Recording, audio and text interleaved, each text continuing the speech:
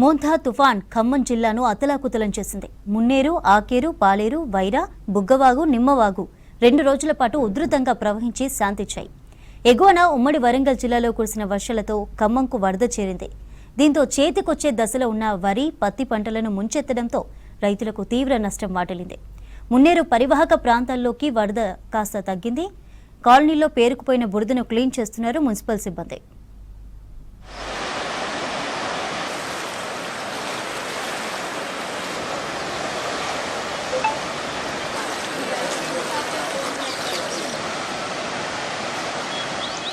ఖమ్మం పరివాహక ప్రాంతంలోని మున్నేరు వాగు 2 రోజుల పాటు ఉధృతంగా ప్రవహించింది. తర్వాత క్రమేపీ తగ్గుతూ వచ్చింది.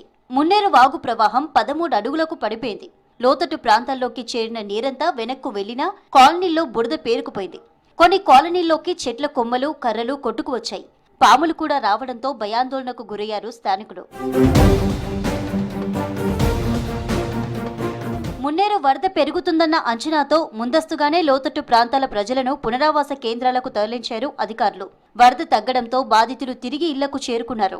ఇళ్ల వద్ద మేట వేసిన బురదను శుభ్రం చేసుకున్నారు. కొందరు విలువైన వస్తువులని అటకలపై సర్దుకోగా కింద ఉన్న వస్తువులు, ఫ్రిడ్జ్లు, బీర్వాలు, బియ్యం, కిరాణా సామాగ్రి తడిచిపోయాయి.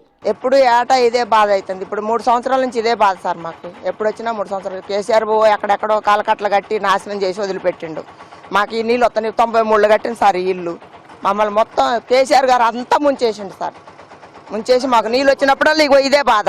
చదువుకోవటం, లోపల పెట్టుకోవటం, కొట్టపోయిన పోయిన సంవత్సరం ఒక్క బిన్నె కూడా మిగలేదు సార్. చాలా ప్రతి సంవత్సరం ఇదే ఇబ్బంది అవుతుంది. 3 సంవత్సరాల నుండి వర్షమట్టి నుండి చాలా ఇబ్బంది అవుతుంది. ఈ కాలం ఎప్పటికప్పుడు వర్షాకాలం వస్తుందంటే కొంచెం దానికి పూడికి లాంటిది తీపిస్తుంటే వాటర్ కూడా రాకుంటుంటాయండి. వరదలతో ఖమ్మంలోని పద్మావతి నగర్, వెంకటేశ్వర నగర్, బొక్కలగడ్డ, మోతీనగర్, పెద్దమ్మ తల్లి గుడి వెనుక భాగంతో పాటు సారథి నగర్లోని రహదారులపైకి బురద, ఇతర వ్యర్థాలు వచ్చాయి. 24 గంటల పాటు వరద ప్రవహించడంతో కాలనీల్లో బురద చేరగా రోడ్లను శుభ్రం చేయించి బ్లీచింగ్ చల్లుతున్నారు మున్సిపాలిటీ సిబ్బంది. దోమలు వ్యాప్తి చెందకుండా చర్యలు చేపట్టారు. సుమారు 150 మంది కార్మికులతో పారిశుద్ధ్య పనులు చేస్తున్నారు. గోడ అయిపోయిద్దేమో, నిర్మాణంలో ఉంది, మొత్తం అయిపోయిద్దేమో అనుకున్నాను. ఇదేమో ఇంకా అంతే ఉంది. అకాల వర్షాలు వస్తున్నాయి. ఏమో ఆగస్టులోనే పోయినసారి వచ్చిద్దేమో అని కార్లన్నీ తీసి మళ్ళీ తీసుకొని బయట పెట్టి మళ్ళీ లోపలికి తెచ్చిపెట్టాను ఇక్కడ పార్కింగ్ అని చెప్పేసి. మళ్ళీ అది రిపీట్ అయింది. బాగా ఇబ్బంది పడుతున్నానండి. తొందరగా పూర్తయితే ఈ కరకట్ట అనేది నాకు చాలా ప్లస్ అవుతుందండి. మున్నేరుకు ఇరువైపులా రిటైనింగ్ వాల్ నిర్మాణ పనులు పూర్తి చేయాలని కోరుతున్నారు స్థానిక ప్రజలు.